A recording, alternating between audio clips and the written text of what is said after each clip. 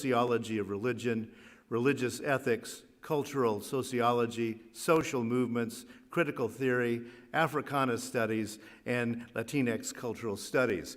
That's a lot to be a specialist in, and that's why you're going to enjoy listening to him today. In addition to teaching at Drew, he has also taught at Princeton Theological Seminary, New Brunswick Theological Seminary, Vanderbilt Divinity School, the College of New Jersey, and Mercer County Community College. In the American Academy of Religion, he serves on the Committee on the Status of Racial and Ethnic Minorities in the Profession and on the Steering Committee for Religion and Politics. He currently serves the larger Unitarian Universalist movement as a member of the UUA's Commission on Institutional Change, where he's done some great work. And in recent years, his denominational service included a term on the Religious Education Credentialing Committee and the growing Racial Justice Initiative.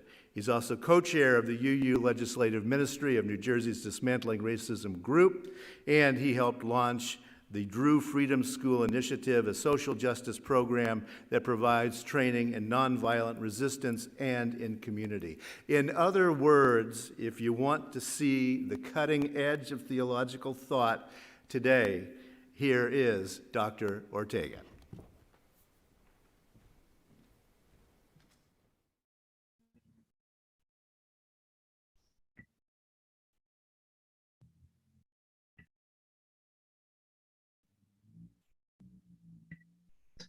Good morning.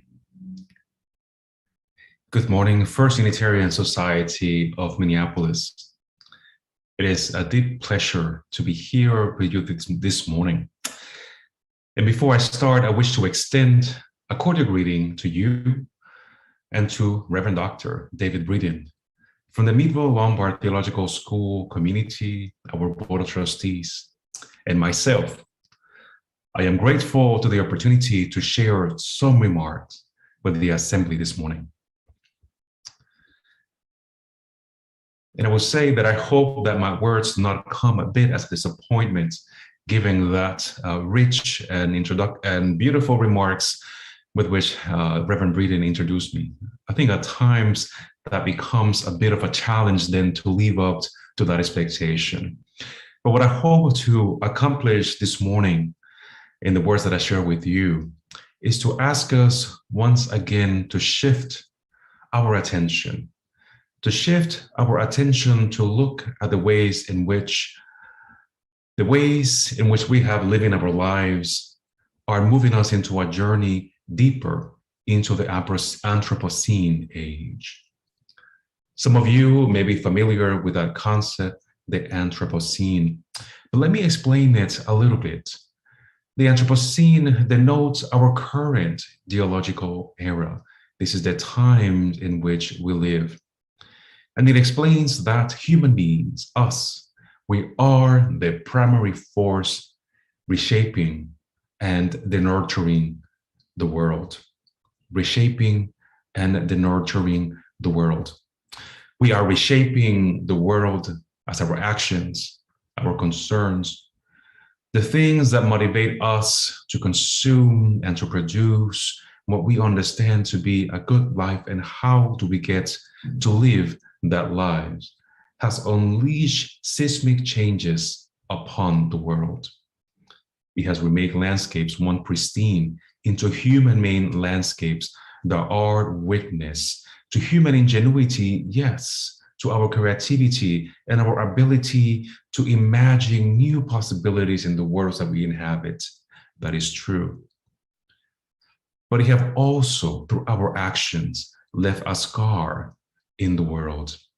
I have left scars of desolation, pollution, and it has left us and it has brought us to this moment, to the present danger that our actions, if continue unchecked, our world may not be the place where future generations may thrive. Such thoughts are not new, nor should they be surprising to many of us, as we can see clear signs that witness of this reality everywhere that we look, and yet this needs not to be the reality. we can change this reality. There's an opportunity still for us to shift through our deepening, our understanding, and living to the ethical challenge of turning with respect to protect the integrity of the interdependence web of existence, of which all of us, you, me, and the natural world are part of. This turning is possible when we understand our lives as weaved to the earth. Early this summer, I had the rare opportunity of being in the Upper Peninsula. My family and I managed to take a few days off and go to lands. After months of living within the confines of our home, and for me in particular, this meant days where I spent most of my days in this makeshift home office. The opportunity of being in open space where we can be in nature, where we can move with a sense of freedom through woods, where we can breathe the air scented with the smell of fresh water, where we can hear the songs of birds not coming from headsets, filled me with immense joy. I was really excited to do that. And amid the beauty that my family are now encountered in the UP, as the Upper Peninsula of Michigan is often referred to, there was also a sense of slight wrongness, as if something has shifted in the landscape that felt somewhat disturbed, somewhat less whole than it should have been. And for me particularly, it felt that the place itself was bearing witness against our passage. Maybe it was the witness of the noticeable difference between the old forest grove, made rich by the diversity of trees that make it a thriving community. The community made by aspens, pine, oak, maple, birch, among many others, thriving through the diversity and because of their closeness to one another. Those areas that were lumbered carry with them a burdensome witness as well. Having been planted not only recently, but more often than not, in a community made primarily with their own kind. The acres of a planted forest inhabited by exclusively pine were not as healthy. Their colors were not as vibrant. And actually, they were also prone to succumb far more easily to the northern weather conditions and drought. And it was evident with the number of fallen trees and empty spots in the forest that bear the signs of decay. This particular new forest grove were not unable or are unable to nourish and sustain the rich biodiversity of animal people and plant people that all undisturbed forests can by virtue of their interconnection and sustaining interdependence. And then there was that odd moment when I struggle to make sense of what I was able to do with my body. Alongside my son, we dunk ourselves and swam with hardly a care in the waters of Lake Superior.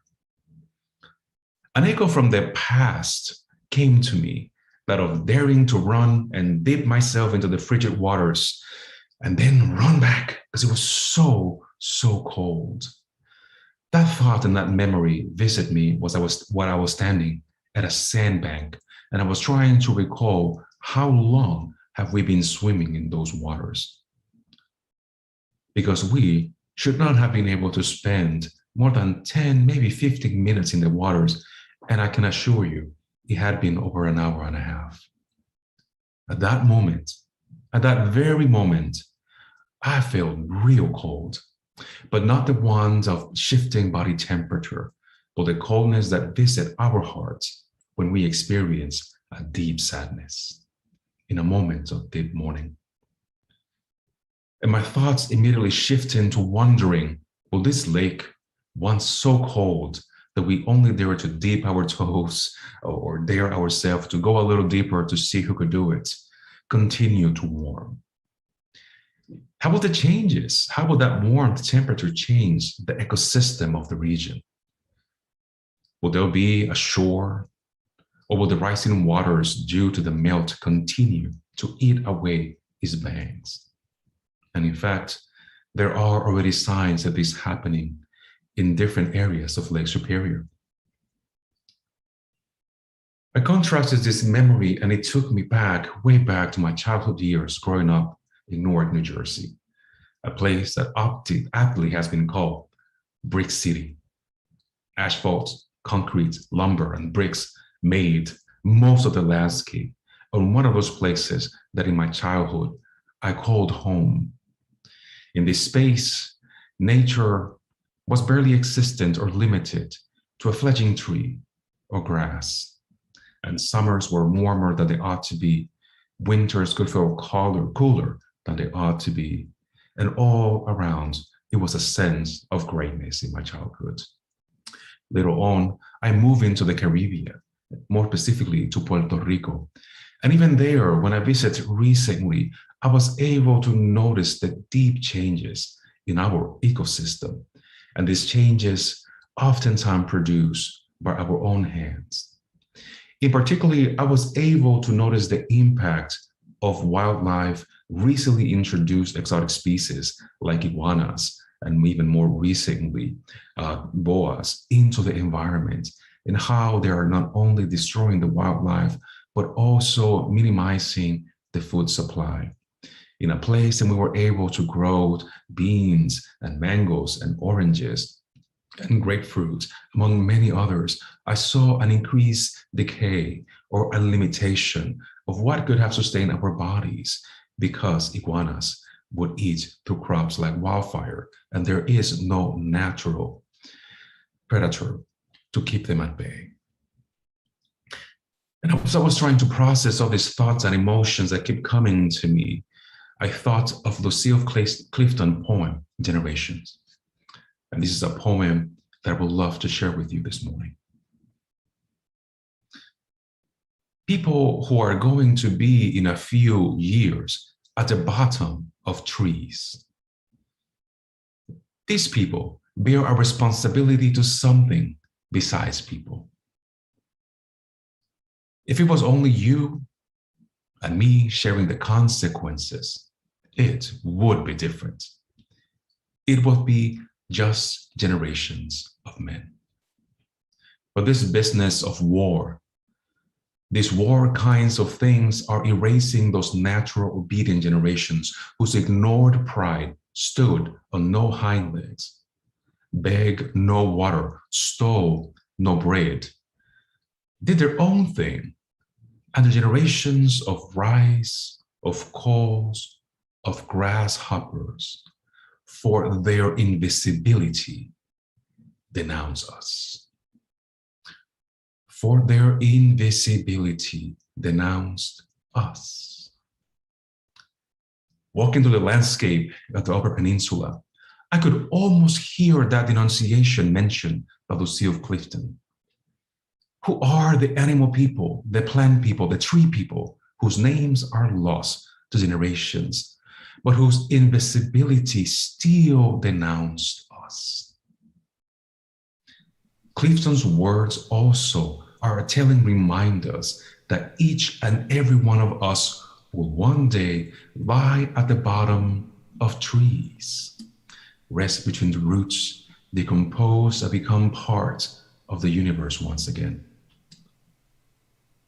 But the question remains, will there be trees left whose foliage might shade our resting place? Or would we, like so many acres of the nurture earth, feel the sting of hot suns with no respite? In this musing, I recall the words of the indigenous writer, Cherry Mitchell, in her magnificent book, Sacred Instructions. In this book, she writes that we ought to recognize that if we want to claim the right to clean water for our people, then we need to ensure clean water for everyone. We have to take the responsibility of ensuring clean water for everyone. Mitchell's advice is part of our larger discussion of human rights, of water rights. And at the heart of the matter, she is really nudging us to consider the possibility of acting in ways that safeguard Earth rights, so that we can stop the march of the Anthropocene and that we can stop taking steps that will lead us into planetary catastrophe. Demanding rights and change is insufficient, Mitchell pointed out. Instead, we need to work in community as a human assembly so that we together can not only survive, but thrive. This resonates with my own understanding of the direction of Latin American humanism and the particular ways in which I am framing my own understanding as a Latinx religious humanist. One of the exciting things happening in this particular intellectual scene is that we are slowly but surely looking at the world anew, but anew through eyes and the wisdom of indigenous folks. It is the particular wisdom of indigenous communities that is helping Latin American humanism to reimagine our own relationship into the world and to one another.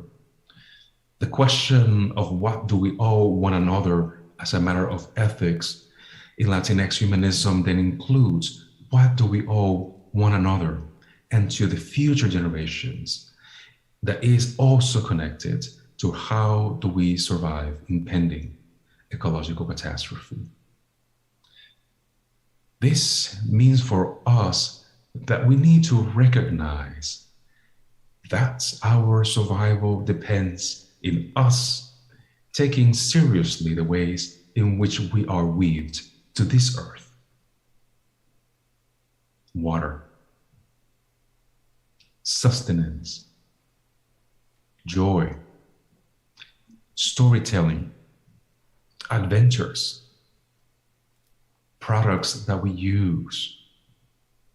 There are so many ways that our lives are weaved into this, our shared planet. So many ways that we may take for granted, or at times things of something of the distant past. I oftentimes tell my children that mangoes that we buy in the stores do not taste anything alike like the mangoes that I was able to take from the tree growing in the back of my house. There's a particular kind of sweetness that perhaps it is the ground and the care of the earth. Perhaps it is the memory of minding a tree in such a way that you can reap and the benefits of this fruit that made it taste so much sweeter than the earth-bought kind. But the reality is that at the heart of that for me is understanding the ways in which our lives have been increasingly disconnected from the fabric of the earth. There are things that we can do to act with conviction that our lives are interdependent with our earth. And in fact, there is one such event that I would love this morning to call your attention to. This event is being hosted by Green Faith, and you can find their full information in greenfaith.org.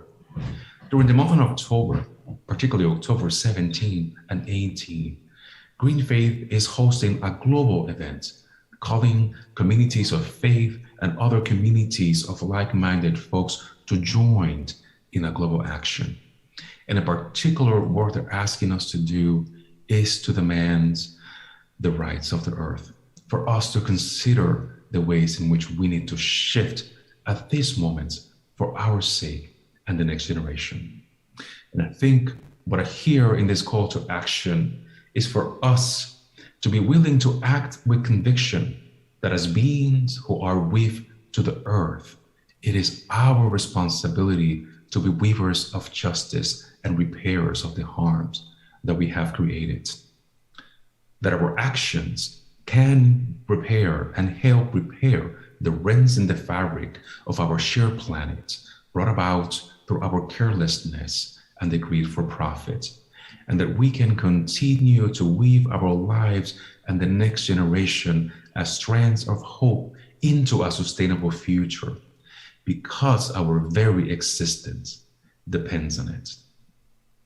The time for action for us, if we want to protect the future, is to act today, is to act now.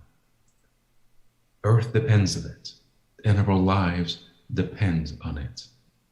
As beings with to the earth, let us take care of it with love and concern for our sake and for those to come. So may it be.